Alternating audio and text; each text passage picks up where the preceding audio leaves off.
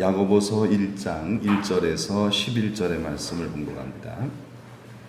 야고보서 1장 1절에서 11절의 말씀.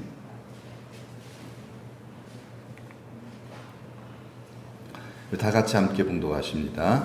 하나님과 주 예수 그리스도의 종 야고보는 흩어져 있는 12지파에게 문안하노라. 내 형제들아, 너희가 여러 가지 시험을 당하거든 온전히 기쁘게 여기라. 이는 너희 믿음의 시련이 인내를 만들어내는 줄 너희가 알미라. 인내를 온전히 이루라. 이는 너희로 온전하고 구비하여 조금도 부족함이 없게 하려 함이라. 너희 중에 누구든지 지혜가 부족하거든 모든 사람에게 후히 주시고 꾸짖지 아니하시는 하나님께 구하라. 그리하면 주시리라. 오직 믿음으로 구하고 조금도 의심하지 말라. 의심하는 자는 마치 바람에 밀려 요동하는 바닷물결 같으니 이런 사람은 무엇이든지 주께 얻기를 생각하지 말라. 두 마음을 품어 모든 일에 정함이 없는 자로다. 낮은 형제는 자기의 높음을 자랑하고 부한 자는 자기의 낮아짐을 자랑할지니 이는 그가 풀의 꽃과 같이 지나감이라. 해가 돋고 뜨거운 바람이 불어 풀을 말리면 꽃이 떨어져 그 모양의 아름다움이 없어지나니 부한 자도 그 행하는 일에 이와 같이 쇠장하리라. 아멘. 자, 설교의 제목 한번 따라 하십니다. 고난에 대한 신자의 태도. 오늘 말씀은 오늘 새벽에도 한번 본 말씀인데 좀 구체적으로 보려고 한번 다시 본문을 선택해 봤습니다. 자, 우리 1절의 말씀을 보면은 자, 어떻게 시작이 됩니까? 하나님과 주 예수 그리스도의 종 야고보는 이렇게 이 편지를 쓴 사람이 누구다? 야고보, 예수님의 동생 야고보라는 것. 사도가 아니었죠. 원래는 사도가 아니었는데 나중에 예수님 부활하시는 것을 보고 또 성령 받고 그래서 사도로 이제 그 유대인 교회, 예루살렘 교회의 목회자로 사역을 합니다. 그리고 그 영적 권위를 온 교회가 다 인정해 주죠. 굉장히 그래서 이 야고보 사도는 굉장히 아주 사역을 잘합니다. 물론 순교하죠. 자, 이 야고보가 하나님과 주 예수 그리스도 이렇게 하나님과 예수님을 동격으로 본 거예요. 참 중요하죠. 유대인들은 그러기 쉽지가 않아요. 유대인들은 어떻게 하나님과 함께 이렇게 삼위일체의 이 교리가 참 유대인들에게는 너무너무 이게 참 받아들이기 어려운 교리거든요. 하나님의 은혜 없이는 이게 믿을 수가 없는 거거든요. 그래서 그러나 맞거든요. 예수님은 선지자가 아니에요. 예수님은 하나님이시죠. 예, 하나님. 예수님은 하나님이세요. 그래서 하나님과 동격이에요. 하나님의 아들 하나님이시거든요. 그래서 하나님과 주 예수 그리스도의 종 야고보 자신은 누구다? 하나님의 뭐다? 종이다라고 얘기하고 있는 거예요. 그 말은 뭐예요? 하나님은 나의 주인이다 이런 뜻이죠. 굉장히 중요한 그 자신의 입장을 밝히고 있습니다. 그 신앙이죠. 나는 당신의 하나님의 종이요, 하나님 나의 주인이십니다. 그렇죠? 그래서 하나님과 주 예수 그리스도 이렇게 첫 문장에서 다 고백하고 있는 것입니다. 자, 이 야고보가 하나님의 종으로서 흩어졌다는 말은 이거는 그냥 흩어진 게 아니에요. 박해를 받았다는 그런 것을 의미하고 있는 것입니다. 박해받아서 그들은 모이기를 좋아했는데 박해 때문에 흩어져 버린 거예요. 강제적인 것이죠. 예루살렘 교회가 그 스데반 집사님의 순교를 시작으로서 박해가 심해지니까 사도 외에는 다 터져버렸어요. 사방으로 다 터졌어요. 그래서 흩어져 있는 사방으로 터져버린 그런 12지파는 뭐죠? 이스라엘이죠. 이스라엘을 상징하는 게 12지파입니다. 12지파. 즉 이건 뭐예요? 하나님 나라 백성을 의미하는 것이고 이스라엘만 얘기하는 거야. 영적 이스라엘 모두를 다 이제는 뭐예요? 이제는 이스라엘뿐만 아니라 교회를 통해서 하나님의 나라를 하나님께서 나타내시고 하나님의 나라를 세워 나가신다는 것을 이제 야고보 사도가 당당히 말하는 거죠. 상징적인 것이죠. 12지파라는 말은 교회를 의미하는 것입니다. 그러니까 뭐예요? 정리해보자면은 지금 박해를 당하고 있는 교회에게 보낸 편지가 뭐다? 야고보서다라는 것을 1장 1절에서 밝히고 있는 것이죠. 이 야고보서는 뭐다? 박해를 당하고 있는 교회에게 보낸 편지입니다. 자, 그래서 이렇게 시작을 하면서 2절에 뭐라 그러냐면요. 자, 내 형제들아, 바로 얘기가 나오죠. 너희가 여러 가지 시험을 당하거든. 자, 박해를 당한다는 얘기죠. 어려움을 당한다는 얘기입니다. 뭐 박해뿐만 아니라 이 세상 살면서 많은 어려움들 다 포함한 거죠. 특별히 이제 박해가 가장 큰 이제 어려움이죠, 고통이죠.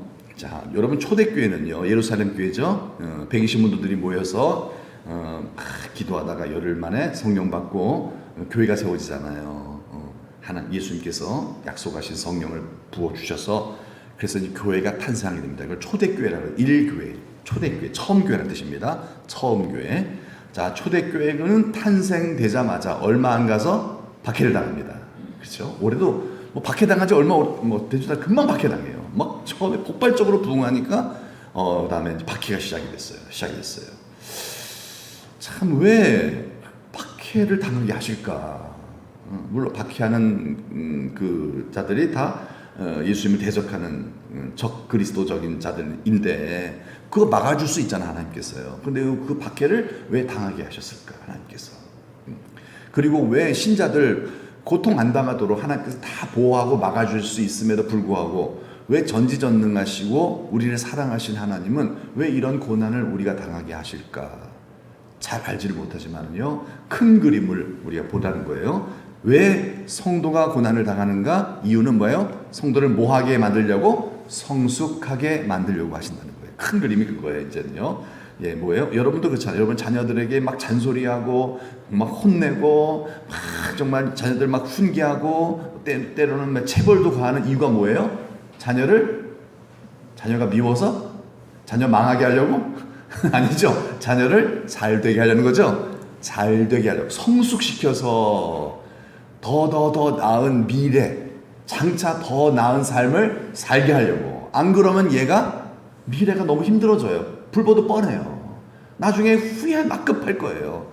그걸 미리 본 부모는 자녀를 막 훈계합니다. 자녀 입장에서 너무 화가 나, 속상하죠. 아, 우리 아버지 아닌가 보다. 이런 생각이 막 들 거예요. 왜 이렇게 나를 미워하시지? 왜 이렇게 미워하는 게 아니죠. 왜 그래요? 성숙시키는. 그 잔소리 해야 얘가 공부를 하겠어요? 그래야 정신 차리죠. 그래야 절제하죠. 그래서 결국은 뭐예요? 하나님도 똑같은 거예요. 하나님도 우리를 성숙시켜서 영원한 영광스러운 하나님 나라 백성으로 만드시기 위해서. 이 땅에서뿐만 아니라 이 땅의 잠깐의 영광이 아니라 우리 육신의 부분 이 땅의 잠깐의 영광이 위해서 훈계하잖아요. 우리 하늘아버지는 영원한 하나님의 나라죠. 영원한 하나님 나라, 영원한 큰 자 되게 하시기 위하여 우리를 근실히 징계하시는 줄 믿습니다. 네. 때로는 야속해요. 하나님 왜 그러세요? 뭐 이런 사람 마음 들어요. 그러나 말씀하셨죠. 징계가 없으면 뭐다? 사생자다. 참 아들이 아니다. 그랬어요. 그러니까 뭐라 그랬어요? 모든 시험은 다 하나님의 징계요. 사랑의 손길이다라는 거예요. 우리를 뭐하게 하기 위해서? 성숙시키기 위한 거예요. 영적 성숙이죠. 하나님 나라 백성으로 성숙시켜서 영원한 영광스러운 멸관의 주인공 삼으시려고 지금도 훈계하시는 줄 믿습니다. 여러분 아파요 몸이요. 그것도 뭐다? 성숙시키기 위한 거예요. 다. 그렇게 여러분 믿읍시다. 믿어요. 그래서 여러 가지란 말은 모든 얘기, 모든 각양각색의 어려움을 당하거든. 온전이라는 말은 전적으로 그 모든 시험이 어떻든 간에 그 모든 시험에 대한 우리의 태도는 오직 한 가지, 모든 시련에 대한 우리의 반응은 어떻게 여기라? 기쁨이다 라고 얘기하는 거예요. 하나님 아버지 감사합니다 이 얘기예요. 그렇죠? 하나님 아버지 감사합니다. 아멘입니까? 이거 쉽지 않죠? 쉽지 않잖아요. 그런데 정말 야고보서에서는 이걸 가르치고 있는 거예요. 오늘 이 자리에 우리를 부르신 이유와 목적도 분명할 겁니다. 더 감사하라는 거예요. 더 기뻐하라는 거예요. 고난에 대한 반응은 뭐다? 기쁨이죠? 그 얘기를 하고 있는 거예요. 기쁘게 여기라라는 말은 뭐예요? 고난은 기쁨이 될 수가 없어요. 고난은 정말 속상하잖아요. 화가 나잖아요. 그런데 이거 여기라는 말은 뭐예요? 그걸 우리가 이 말씀을 통해서 하나님의 주신 은혜로 말미암아 바꾸어서 생각을 하라는 얘기예요.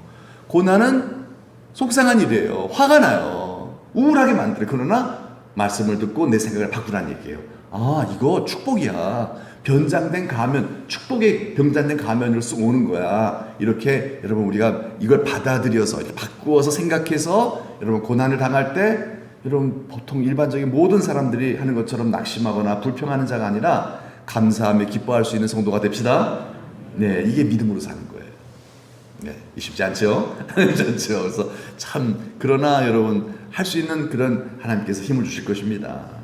자, 그럼 설명 계속 하고 있는 거예요. 왜 그래야 되는지에 대해서 더 구체적으로 얘기하고 있는 거죠. 3절 말씀. 자, 이는 너희 뭐라고요? 믿음의 시련이. 이거 좀 풀어서 얘기하자면요. 믿음을 위한 시련입니다. 더 좋은 믿음을 갖게 하기 위한 시련이라는 거예요. 우리에게 주어진 이 시련이 다보다 우리에게 더 좋은 믿음을 갖게 하기 위한 훈련입니다. 예, 그런 훈련이라는 거예요. 네. 자, 훈련 받을 때 제일 중요한 게 뭐? 인내입니다. 훈련은 싫어! 하면서 확 내뱉치면 안 돼요. 시련은 버텨야 돼요. 이제 훈련은 버텨야만, 그래야만 훈련의 효과가 나타나는 거죠. 예, 훈련. 운동선수가 막 훈련 막 싫다고, 나 실내 안 할래 이러면은 그 사람 메달 못 따요. 그냥 코치 말 듣고, 코치 믿고, 그냥 막 죽어다가 막 입에서 막 정말 막 피냄새가 날 때까지 정말 설마 나 죽이겠냐 믿고 막 훈련 받다 보면은 막 폐활량도 늘어나고요. 근육도 막 생기고요. 더 정말 좋은 기록을 나타내는, 어떻게 보면 자기가 상상했던 것보다 더 탁월한 그런 실력을 발휘하는 진짜 아주 최고의 운동선수가 되는 거 아니겠습니까? 예. 올림픽 메달리스트들이 그냥 나오겠어요? 다 이런 훈련을 뭐 했기 때문에? 인내했기 때문이죠. 여러분 인내하는 성도가 됩시다. 우리가 믿음의 선한 싸움 싸워 승리하려면요, 우리도 인내해야 된다. 이 지금 그거예요. 인내. 자, 인내를 만들어내는 줄 너희가 압니다. 자, 인내를 만들어낸대요. 자, 여기서 인내라는 말이요. 인내라는 말이 그 헬러 그 원문에 보니까 휘포모네라는 그런 단어를 썼는데요. 휘포모네가 두 단어의 합성어더라고요. 휘포와 모네의 합성어입니다. 그래서 이 휘포는 뭐냐면 아래라는 뜻이고요. 모네는 머물러 있다라는 그런 의미가 있습니다. 아래 머물러 있다. 즉 떠내려가지 않는 신앙을 의미하는 거죠. 그게 인내라는 거예요. 인내. 떠내려가지 않는, 버티는 거, 다 버티고 지금 세상 막 물결이 우리를 야 너 교회 왜 가? 좀 쉬어 이러면서 막 우리를 알고 대충 믿어 그냥 이러면서 세상 막 풍조가 막 나날이 막 우리를 세상의 그 어떤 그런 그 방향으로 막 흘러가게 만드는데 거기에 떠내려가지 않고 신앙을 지키는 거예요. 그게 인내라는 거예요. 그게 인내의 신앙이라는 거예요. 네. 그걸 뭐라 그럽니까? 다시 표현하면은 불변의 신앙이다. 변하지 않는 거예요. 네. 불변의 신앙. 여러분 불변의 신앙의 소유자가 됩시다. 네. 하나님께서 왜 우리에게 고난을 주시는가?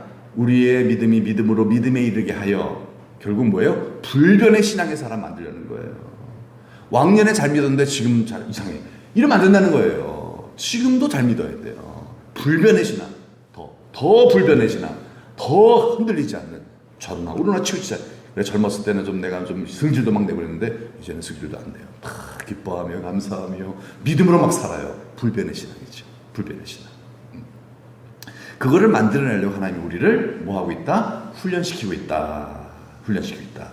네, 그런 뜻이죠. 자, 그래서 결국은 어떤 믿음? 큰 믿음을 갖게 만드는 거죠. 큰 믿음. 네. 왜 이게 중요합니까? 결국 이거밖에 안 남아요. 이거 가지고 하는 거예요, 결국은요. 다른 거 없어요. 자, 그러면서 4절에 어떻게 하라? 인내를 온전히 이루라. 휘포메네. 결국은 잘 버티자는 거예요. 성도요, 버팁시다. 버티세요. 떠내려가면 안 돼요. 버티면 뭔가 나오는 거예요. 하나님이 작품 만들어 주신다는 거예요. 그래서 너희로 온전하고 구비하여. 온전하고 구비하여는 이건 뭐 비슷한 단어를 썼더라고요. 원어를 보니까 완벽하게 반응한다는 뜻입니다. 완벽. 여러분 사람은 완벽할 수가 없어요. 완벽이라는 말은 안 됐어요. 그러나 여러분 뭐가 완벽이냐면요. 이 모든 고난에 대해서 우리가 이렇게 버티는 게 최고의 반응이라는 거예요. 성도에게 있어서 딱 버티는 거예요. 있어. 뭔가 있어. 우리 하나님 살아계셔 하면서 버티는 거예요. 그게 최고의 반응이라는 거예요. 그게 온전하고 부비한 겁니다. 인간에게 완벽한 거 없어요. 그러나 우리 인간으로서 이 땅에서 어려움을 당하는 성도에게 있어서 최선의 최고의 반응은 바로 뭐냐면 버티는 것입니다. 버티는 거예요. 여러분 잘 버팁시다. 그러면요 하나님께서 어떻게 하신다? 조금도 부족함이 없도록 만들어 주실 줄 믿습니다. 우리의 인격도 신앙도 우리의 삶도 풍성하게 만드신다는 거예요. 최고의 결과물이 나타나게 하신다. 최고의 결과물을 만들어 주신다. 어떻게 하면? 버티면. 여러분 잘 버팁시다. 성공한 인물들을 보면 대부분 그런 얘기를 많이 하더라고요. 나름 성공한 사람들 버티세요 이런 얘기를 많이 해요. 보니까요. 버티세요. 왜냐하면 그들도요 진짜 나 이러다 끝나는 거 아니야 라는 지난날의 어두운 그런 시절이 있었다는 거예요. 만약 거기서 내가 포기했더라면 오늘의 영광은 이러지 못했을 것이다. 막 정신이 번쩍 든다는 거예요. 그래서 후배들 만나면은 잘 버텨. 맨날 이 얘기만 하더라고요. 김구라 씨가 나름대로 연예인 중에 성공한 사람이잖아요. 김구라 씨 별 볼일 없거든요. 그런데 이렇게 김구라 씨가 안 나오는 프로가 없을 정도로 대단한 지금 아주 인기의 상한가를 치고 있잖아요. 그분이 그런 얘기를 하더라고요. 후배만 만나면요. 버텨. 무조건 버텨. 이만 나는 거예요. 무조건 버텨. 그런데요. 여러분 버틴다고 보장 못합니다. 사실은요. 세상은 믿을 수가 없어요. 그러나 우리 하나님 믿으시죠? 여러분 하나님 바라보고 버팁시다. 그건 하나님이 책임져 주세요. 그러나 하나님이 없는 상태에서 그냥 내가 버티는 건요 보장 못합니다. 안 될 수도 있어요 진짜. 안 될 수. 네, 뭐 특별한 몇몇만 그냥 성공하지 대부분의 경우는 버틴다고 되는 게 아니에요. 그러나 주님 안에서 버티면요 주님이 책임져 주실 줄 믿습니다. 왜냐하면 신실하신 주님은 약속하셨거든요. 이렇게 버텨. 그러면 최선의 결과, 최고의 결과물이 나오게 내가 만들어줄게 라고 하나님 말씀 듣고 그 말씀에 순종하여 버티는 성도, 예수님 생각하고 버티는 성도 반드시 복의 복을 받을 줄 믿습니다. 네, 그래. 그래서 그 다음 5절의 말씀 보니까 너희 중에 누구든지 뭐가 부족하거든? 지혜가 부족하거든. 지혜. 여러분 사람이 어떤 상황에 대해서 제일 최고의 반응을 잘 해서 그래서 최고의 결과물을 얻어내려면요 이 지혜가 있어야 돼요. 정말. 그렇죠? 이런 상황에서 어떻게 행동하느냐에 따라서 결과가 달라지잖아요. 예. 최고의 반응을 해야 돼요. 그러려면 우리가 생각을 해야 되겠죠. 생각을 좀 깊이 해봐야 돼요. 어떻게 해야 되는가 생각을 해야 돼요. 예. 근데 그 생각이 바로 뭡니까? 그 생각이 하나님께서 주시는 그 생각이 바로 그게 믿음이에요. 그게 믿음이에요. 예. 그래서 그 생각을 하나님께 구하라는 거예요. 하나님, 내가 어떻게 해야 되죠? 그 생각을 구하라는 거예요. 내가 어떻게 반응해야 될지. 하나님, 내가 지금 이 고난을 당하는데 고난 속에서 나 너무 힘들어요. 너무 짜증나요. 분명히 말씀하시기를 우리가 고난 당할 때 어떻게 하라? 버티라 그랬죠? 고난 당할 때 뭐 하라? 기쁘게 여기라 그랬죠? 그렇죠? 고난 당할 때 기쁘게 여기래요. 그런데 기쁘게 여길 수가 없어요. 어떻게 하라는 거예요? 기도하라는 거예요. 하나님, 나 고난 당하고 있어요. 근데 기쁘지가 않아요. 너무 힘들어요. 하나님 도와주세요. 내게 지혜를 주세요. 이 고난 속에서 내가 하나님 뜻대로 기뻐할 수 있는 그런 생각을 내가 갖게 도와주세요. 그런 믿음을 갖게 도와주세요. 이걸 구하라는 거예요. 그럼 주실 줄 믿습니다. 여러분 마냥 우리가 그냥 막연하게 고난당할 때 기쁘게 여겨 아멘 그러고서 고난 기뻐 이럴 수가 없는 거예요. 사람이요 이거 그럴 수가 없어요. 기뻐하려면 기뻐할 이유가 있어야지요. 그 이유를 깨닫게 달라는 거예요. 하나님, 우리가 말씀을 배웠어요. 그렇다고 기쁜 거 아니에요. 이거 붙들고 기도하셔야 돼요. 그래야만 이게 어떻게 된다? 이 생각이 믿어집니다. 이 하나님의 생각이 고난당할 때 내가 기뻐해야 될 이유가 이거구나 라고 하시는 하나님의 말씀이 생각이 깨달음이 믿어진다라는 거예요. 이게 믿어질 때 우리는 반응할 수가 있는 거예요. 하하하 웃을 수가 있는 거예요. 낙심하지 않고 기뻐할 수 있는 여러분 그런 지혜를 하나님께 구합시다. 안 되면 구하는 거예요. 되면 하면 되고요. 되면 하면 되는 거고요. 그냥 고난당해도 진짜 기뻐요. 그냥 괜찮아. 기뻐요. 그러면 괜찮아요. 그런데 이게 안 되거든요. 대부분의 경우는요. 분명히 내가 알고 있긴 하지만은 안 되거든요. 주님 뜻대로 살기로 했네. 주님 뜻대로 살기로 했네. 그런데 안 되네. 어떻게 해야 돼요? 기도하라는 거예요. 그러면 생각을 주시고 믿음을 주셔서 주님 뜻대로 살게 하실 줄 믿습니다. 네. 그래서 우리가 이렇게 주님 뜻대로 살아서 복을 받게 되면요, 우리가 자랑할 게 없는 거예요. 다 주님이 하신 거죠. 다 깨닫게 도와주시고 하나님께서 생각나게 하시고 믿음 주셔서 그래서 그렇게 살았더니 복을 받은 것 뿐이니 내가 나 된 것 하나님의 은혜인 줄 믿습니다. 그렇죠. 자랑할 게 없는 거예요. 진짜 예수 잘 믿는 성도는 자랑하지 않아요. 어설프게 믿으면 자랑하는 거예요. 어설프게 그냥 내 어떤 그 의의를 가지고 열심히 믿어보려, 그게 자랑이 나와요. 그래서 진짜는 복도 못 받거든요. 그러면요. 바울 같은 경우 얼마나 잘 믿습니까? 결국 뭐예요? 그건요, 하나님의 은혜라고 얘기하잖아요. 이건 자기 수준이 아니에요. 그 사람의 삶은요. 자기 수준은 뭐예요? 자기 수준은 맨날 남 무시하고 내 생각에 안 맞는 사람 잡아 죽이고 이런 이게 자기 삶이잖아요. 근데 완전히 변해버리잖아요. 다 사랑하잖아요. 어떻게 이게 가능합니까? 하나님의 은혜죠. 여러분, 구하면 주실 줄 믿습니다. 예, 그래서 주님 뜻대로 잘 안 된다, 우리가 배웠잖아요. 근데 안 된다 그러면 어떻게 하라? 구합시다. 구하면 주십니다. 낙심하지 마시고 구합시다. 예. 그리고 의심하지 말라. 의심하지 말고 구합시다. 예. 지레 겁먹고 포기하지 마시고 계속 구하자 이 말이에요. 여러분, 뭘 의심하지 말라는 건가요? 예. 고난당할 때 기뻐하라. 어떻게 기뻐해요?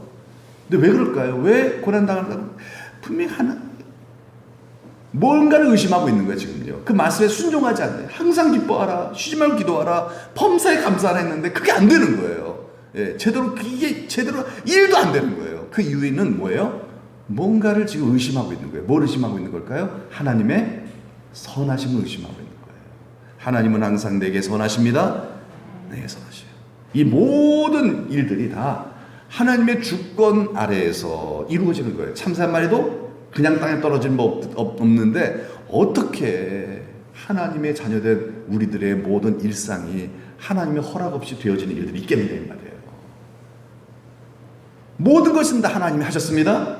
그래서 구약의 요셉이 원망하지 않은 이유가 뭐예요? 하나님의 선하심을 믿었기 때문에. 형들이요, 걱정하지 마세요. 형들이 나를 이곳에 보낸 게 아니라 누가 보냈다? 하나님이 보내셨어요. 그러면 와, 하나님 너무하시다 이럴 거 아니에요. 안 그랬어요. 왜 그래요? 하나님의 선하심을 믿었기 때문에 그래요.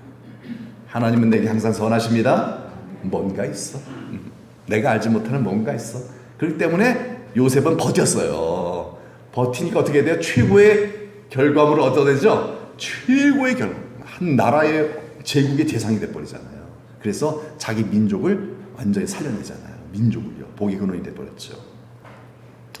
여기서 의심이라는 것이 나와요. 의심. 여러분, 의심의 반대가 뭘까요? 믿음이죠. 의심의 반대는 믿음이죠. 믿음의 반대는 의심이죠. 여기서 보면요. 이 문장에서 보면요. 자, 의심은 뭘 의심하는 거예요? 하나님의 선하심을 의심하는 거죠. 자, 믿음은 뭘 믿는 거예요? 똑같아요. 하나님의 선하심을 믿는 거예요. 하나님 선하다. 하나님 틀림이 없어. 하나님 나 사랑하셔. 하나님 항상 오르셔. 하나님 나 지켜주셔. 하나님 나와 함께 하셔. 하나님 나 변함없이 사랑하셔. 믿습니까? 믿으면 낙심하지 않는다는 거예요. 믿으면 그 어려움 속에서도 하나님께서 이걸 통해서 나를 더 복되게 하셔. 이 훈련이구나. 그래서 고난을 당하면, 시련을 만날 때 오히려 우리는 기쁘게 여길 수 있는 자가 된다는 거죠. 하나님의 선하심을 믿을 때. 그러나 의심하면은요, 안 그래요. 의심하면요, 얼마나 불안합니까? 이런 사람은 어떤 사람이죠? 의심하는 사람을 얘기하는 거예요. 이런 사람은 교회를 아무리 오래 다닌다 할지라도 이런 사람은 하나님의 뭐를 의심하는 거예요? 하나님은 내게 항상 선하십니다 라는 것을 의심하는 거예요. 여러분, 그럴 수 있겠죠? 우리가 살다가 분명히 믿어야 하나님 선하심, 하나님은 선하시다 믿는데 어려움을 당해요. 힘든 일 겪어요. 그러면요, 의심이 생긴다는 거예요. 정말 선하신가? 나 미워하신 거 아니야? 이 의심이 된다는 거예요. 의심된다는 거예요. 이렇게 되면, 이런 생각이 들고 이런 느낌이 들면 어떻게 된다? 응답 못 받는다는 거예요. 축복 못 받는다는 거예요. 그러니까 이거를 우리가 뿌리쳐야 돼요. 이걸 물리쳐야 돼요. 기도 외에는 없습니다. 말씀과 기도를 통해서, 하나님 말씀과 기도를 통해 거룩해진다는 말은 뭐예요? 의심을 털어버리는 거예요. 믿음으로 충만해지는 은혜가 있기를 축복합니다. 예, 그래서 의심하는 자는 어떤 사람이다? 그 다음 절 보니까 어떤 사람이요? 뭘 품어요? 두 마음을 품은 사람이에요. 의심하는 자는 두 마음을 품어요. 예, 여기서 두 마음이라는 건 생각이죠. 두 가지 생각을 갖고 사는 거예요. 두 가지 믿음을 갖고 있는 거예요. 어떤 믿음입니까? 첫째로 하나님은 내게서 분명히 믿어요. 신자니까. 그러나 이것도 믿어요. 이것도 믿는 거예요. 하나님은 내게 선하지 않을 수도 있다. 이것도 믿는 거예요. 하나만 믿읍시다. 2번 믿으면 불신자겠죠. 2번 믿으면 이제 교회 안 다니는 사람이고, 이제 교회 아예 끊어버리는 사람이고, 대부분의 경우는 1, 2번은 다 믿고 있어요. 1, 2번 다 믿고 있어요. 그래서 우리의 싸움은 뭡니까? 2번 없애는 싸움이에요. 계속해서.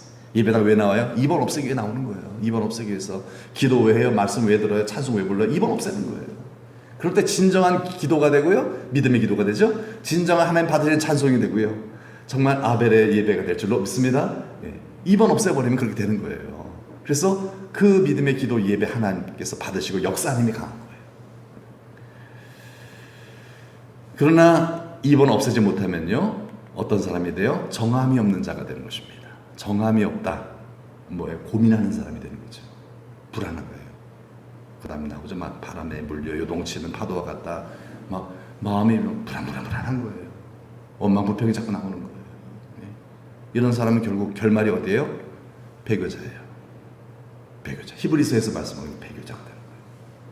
두 마음 품으면요 결국은 배교할 수밖에. 이스라엘 백성들이 그러잖아요. 이스라엘 백성들이 하나님과 바알 사이에서 머뭇머뭇거렸잖아요. 대부분 이스라엘 백성들이 했어요.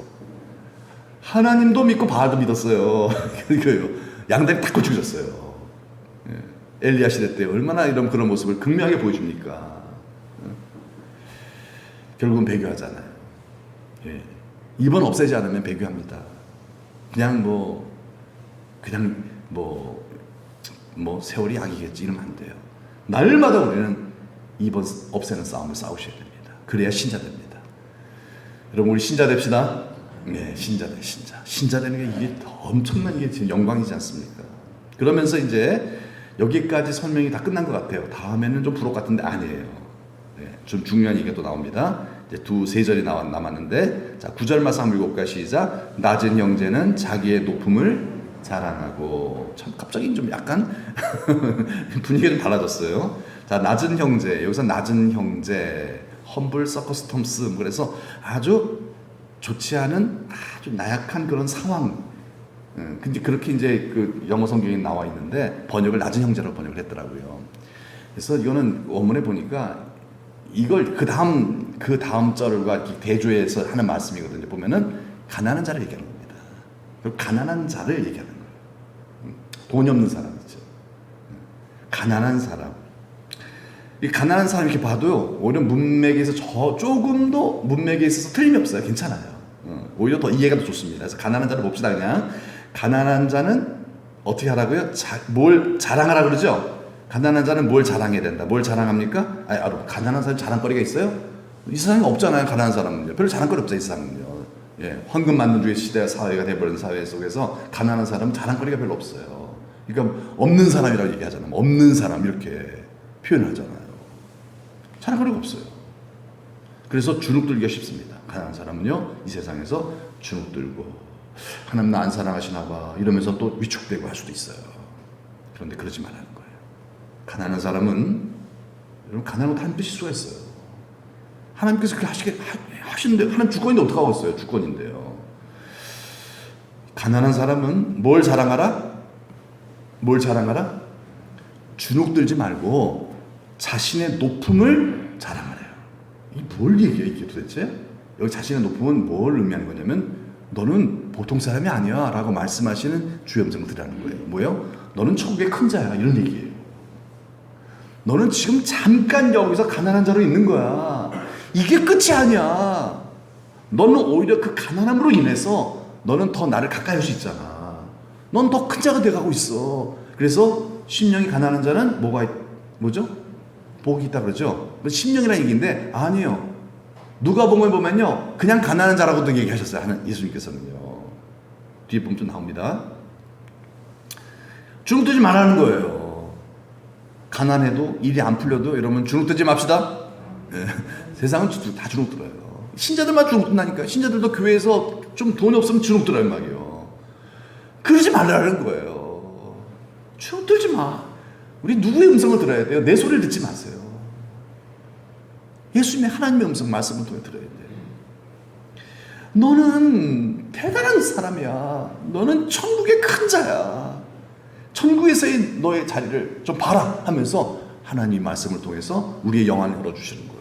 가난한 자에게 말씀하시는 거예요.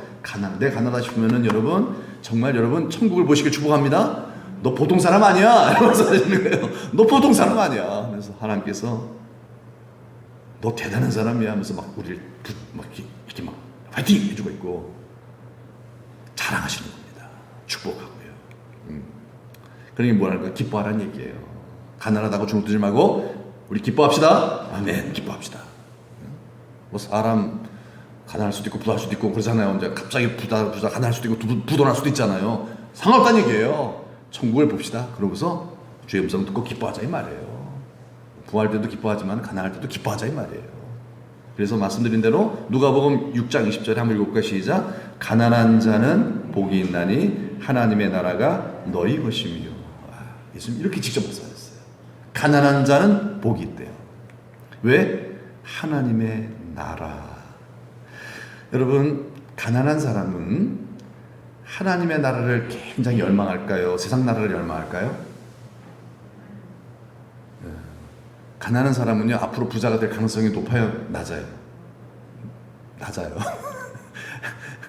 빈익빈 부자잖아요. 가난한 사람이 부자 되기가 쉽지 않습니다. 부자가 부자 되는 거죠. 부자도 물론 가난한 자가 되지만은, 그러나 대체적인 경우는요, 뭐 그래서 금수저서 나오는 얘기잖아요. 가난한 자는 계속 가난할 수밖에 없어요. 이 사회 구조,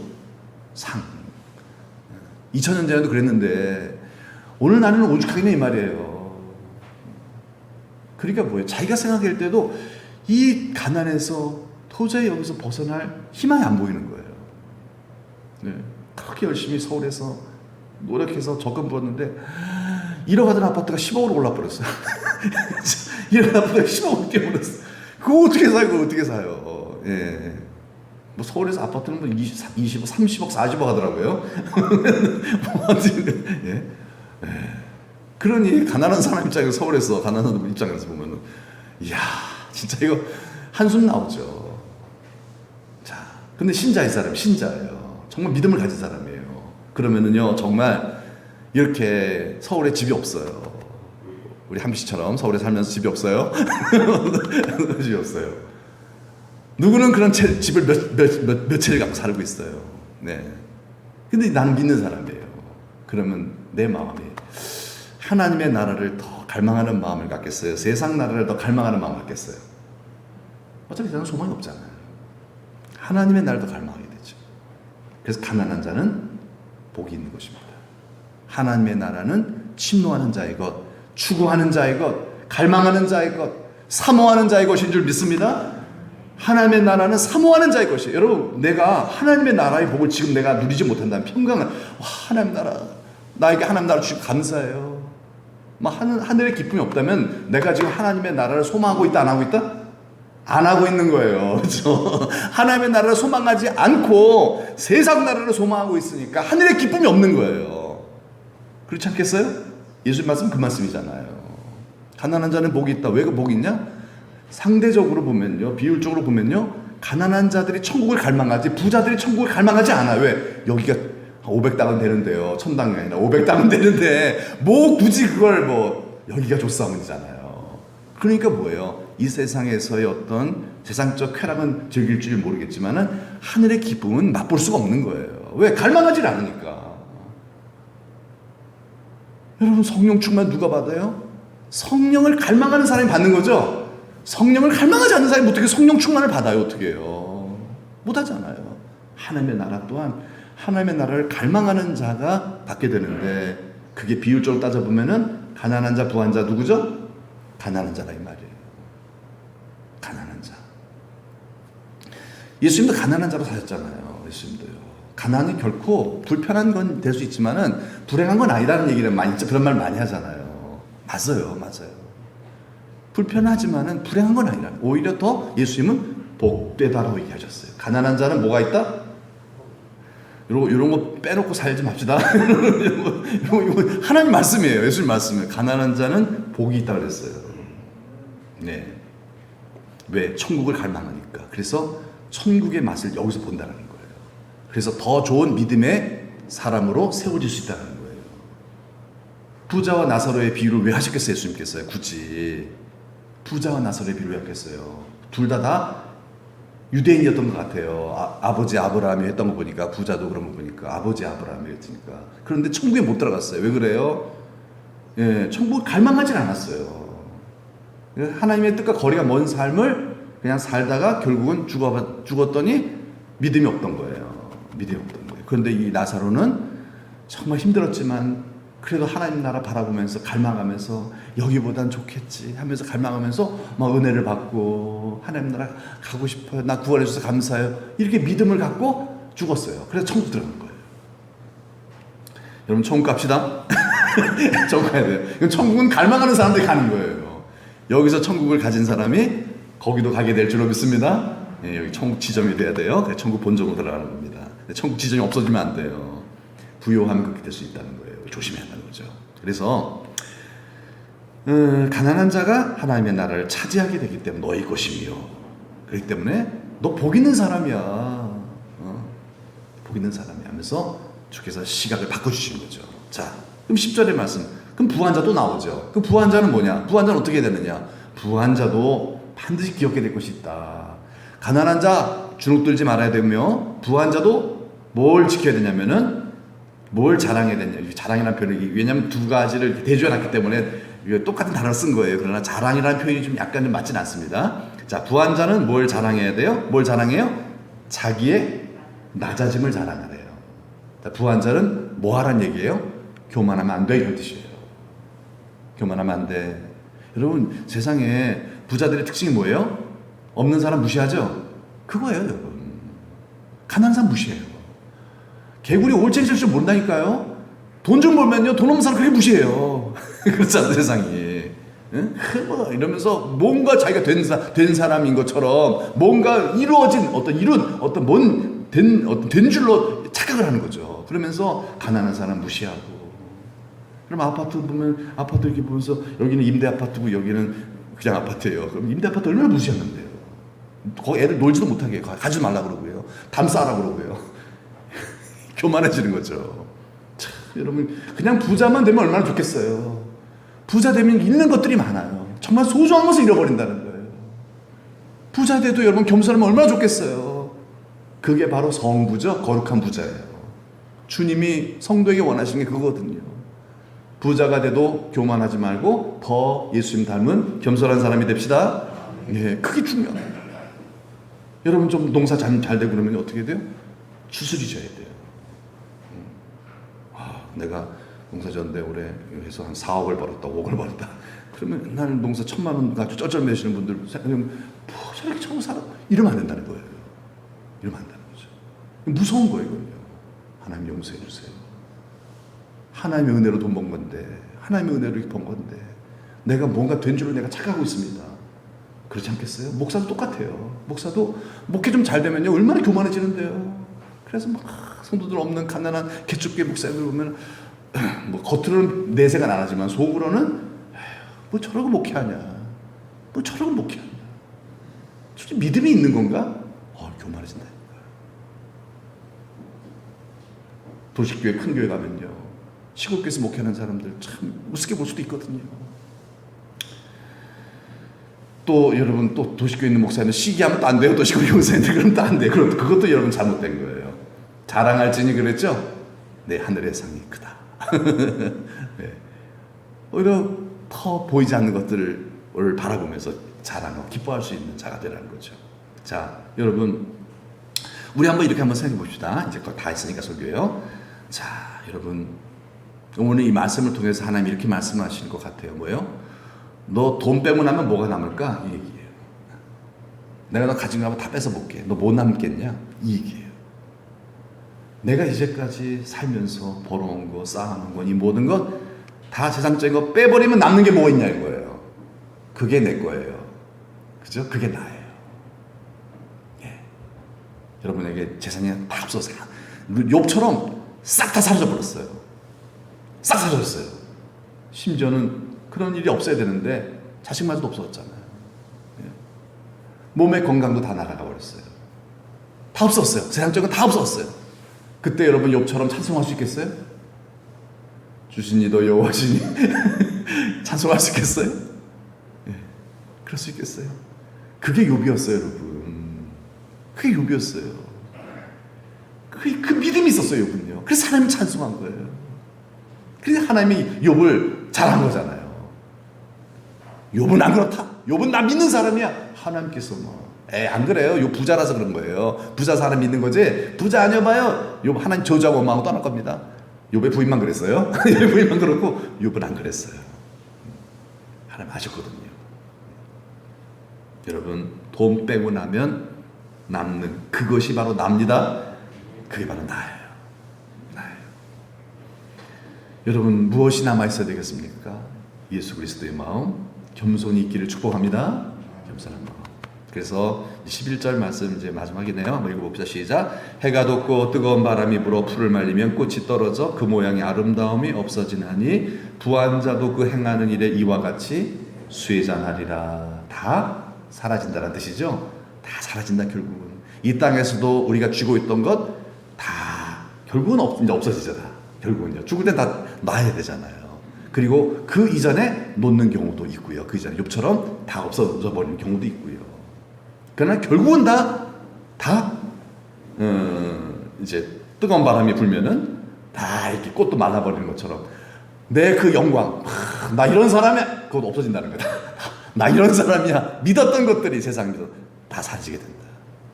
그 사라졌을 때 그게 바로 너야. 이게 이야기하시는 거예요. 자, 제가 한번 그림을 한번 그려봤어요. 이게 사람이에요. 이게 사람이에요. 나예요, 나. 자, 나에게 돈이 있어요. 외모가 있어요. 명예가 있어요. 배경이 있어요. 건강이 있어요. 인기가 있어요. 성공이 있어요. 예. 그런데 때가 되면요. 어떻게 되죠? 이 모든 것들을 다 하나님께서 가져가실 때가 있어요. 가져가셔요. 다 그렇죠. 이게 사라집니다. 그게 죽음이에요. 죽을 때가 다 없어지는 거예요. 뭐만 남을까요? 우리 장례식 때 많이 부르잖아요. 믿음만 가지고 가겠네. 그런 장 부르죠. 그렇죠. 우리 어떤 지난날의 업적 이런 거 하나도 없어요. 다 사라지면요. 이게 죽음이거든요. 죽고 나면 뭐만 남는다? 믿음과 내 성품만 남는 거예요. 믿음과 내 성품만 남는 거예요. 그것만 가지고 가는 거예요. 그것만 예수님 앞에 가지고 나서 너 어떻게 살았나 한번 보자. 그래 보시는 거예요. 나의 믿음, 내 성품, 그것만 보시는 거예요. 어떻게 살았는지 한번 살았나 한번 보자 했는데 예수님께 보여드릴 게 없는 거예요. 믿음도 이 막 겉에 있는 거가 없어질 거 그거 위해서 막 살다가 이 믿음 내가 지키지 못했고 성품 또한 예수님 닮지 못했다는 얘기예요. 너 뭐 했냐? 약하고 게으른 종아. 이렇게 되는 거죠. 여러분, 우리에게 주어진 과제는요. 뭐예요? 믿음을 지키고 바울이 고백했던 것처럼 믿음의 선한 싸움을 싸워 내가 믿음을 지켰으니 여러분 이 믿음을 지키는 성도가 됩시다. 오늘도 여러분 이 자리에 왜 오셨겠어요? 믿음 지키려고 오신 거 아니겠어요? 믿음 지키려고 오신 거죠. 말씀은 들음을 통해서 믿음을 지키고 기도하여 성령 받음으로 믿음 지키고 그래서 성령으로 인해 나는 죽고 예수로 살아서 내 성품이 누구의 성품? 예수의 성품으로 변화되는 귀한 역사 있기를 축복합니다. 여러분 겸손을 배웁시다. 예수님을 닮아갑시다. 닮아갑시다. 여러분 그러려면은 우리에게 항상 기억하고 정말 이 가슴 속에 새기고 살아야 될 명제가 있어요. 바로 뭡니까? 하나님은 항상 내게 선하시다. 믿읍시다. 항상. 그래서 어떤 시련이 오더라도 아느냐? 하나님은 항상 내게 선하셔. 어떤 시련이 오더라도 우리의 성품으로 기쁨으로 반응할 수 있는 그렇죠? 그리고 감사로 반응할 수 있는 그런 믿음의 사람으로 날마다 정말 우리 주님을 기뻐하시는 모습으로 성장하는 성숙해지는 그런 은혜가 있기를 주님의 이름으로 축복합니다. 우리 다 같이 하나님 손으로 기도합시다. 이를 위해서 다 같이 하나님 손으로 기도합니다. 하나님 아버지 감사합니다. 우리를 사랑하셔서 하나님 오늘도 우리의 믿음 온전케 하시고 우리의 성품 예수님과 함께 하시려고 오늘 3일 기도의 밤으로 우리를 불러주심에 감사드립니다. 우리의 믿음의 현주소가 어떻습니까? 하나님 우리의 모든 것 다 없어지는 그때가 되면은 이제 우리의 자신만 남게 됩니다. 우리의 믿음만 남고 우리의 성품만 남게 되나이다. 주여 정말 주님 앞에 부끄러울 것이 없는 믿음과 성품을 보여드릴 수 있는지요. 이를 위하여 하나님 아버지 오늘도 이 자리에 부르심을 입었사오니 성령님 임하여 주시어서 믿음으로 믿음에 이르게 하여 주옵소서. 나는 주고 예수로 살게 하여 주옵소서. 그래서 하나님의 선하심을 믿는 믿음도 굳세게 하여 주시어서 아버지여 하나님의 선하심 믿고 어떤 시련과 어려움이 오더라도 어떠한 훈련을 하나님께서 내게 시킨다 할지라도 불굴의 믿음을 가지고서 요동치 않고 항상 기뻐하며 쉬지 말고 기도하며 범사에 감사하라 하신 하나님 아버지의 뜻대로 살아가는 성도이게 하여 주옵소서. 믿음으로 살게 하소서. 그래서 하나님의 위로를 받게 하시옵소서. 천국의 이 안에 임하게 하여 주시옵소서. 그리고 무슨 일을 만나든지 만사형통하리라. 하나님의 복을 받는 간증의 주인공들 다 되게 하여 주옵소서. 믿고 감사드리며 예수 그리스도 이름 받들어 기도드리옵나이다. 아멘. 하나님 아버지 우리를 구원해 주시고 또 우리로 이 땅을 살아가면서 하나님 나라 백성으로 믿음을 지킬 뿐만 아니라 더 믿음, 더 성숙한 믿음, 성숙한 예수 그리스도의 분량에까지 자라는 그런 인격의 사람, 예수의 사람으로 우리를 굳게 세워주셔서 이 땅에서도 복을 받고 그리스도인 행복하게 삶을 살면서 많은 사람 영혼 구원시키고 하나님 나라 들어가 10골의 권세를 얻게 하시려고 아버지 오늘도 3일 기도의 밤으로 우리를 불러주신 하나님 아버지 내 생각 버리게 날마다 도와주시고 하나님은 항상 내게 선하신 하나님이신 것을 우리의 마음속에 굳게 믿고 확신하고 그래서 어떤 어려움이 오더라도 낙심하거나 원망하거나 불평하거나 기죽지 말고 항상 기뻐하며 감사하며 기도하며 살아가는 성도이게 하여 주옵소서. 그래서 하나님께서 역사하심으로 말미암아 정말 하나님께서 욥을 칭찬하셨고 다윗을 칭찬하셨던 것처럼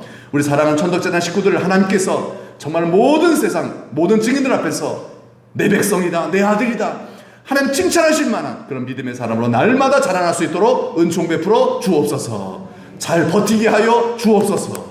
끝까지 버텨서 하나님의 멋진 작품 되어서 하나님 앞에 섰을 때에 정말 정금보다 귀한 믿음 그리고 예수님 닮은 인격 가지고 주님 나라 영광스럽게 입성할 수 있는 우리 모든 믿음의 가족들 다 될 수 있도록 축복하여 주옵소서. 믿고 감사드리며 예수님의 이름으로 기도드리옵나이다. 아멘. 하늘에 계신 우리 아버지 아버지의 이름을 거룩하게 하시며 아버지의 나라가 오게 하시며 아버지의 뜻이 하늘에서와 같이 땅에서도 이루어지게 하소서. 오늘 우리에게 일용할 양식을 주시고 우리가 우리에게 잘못한 사람을 용서하여 준 것 같이 우리의 죄를 용서해 주시고 우리를 시험에 빠지지 않게 하시고 악에서 구하소서. 나라와 권능과 영광이 영원히 아버지의 것입니다. 아멘.